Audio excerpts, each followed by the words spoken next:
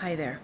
So I want to share another tip with you today about a simple way to invite more money and abundance into your life. So I'm going to talk to you again about clutter, but this time emotional or energetic clutter. So I want you to take a moment and think about what in your life is draining your energy. So it might be a job, a friendship, a romantic partnership, a family member.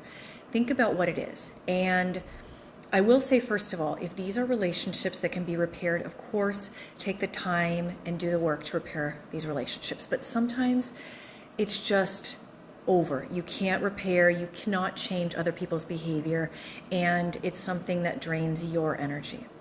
So maybe it's time to declutter these relationships that are draining.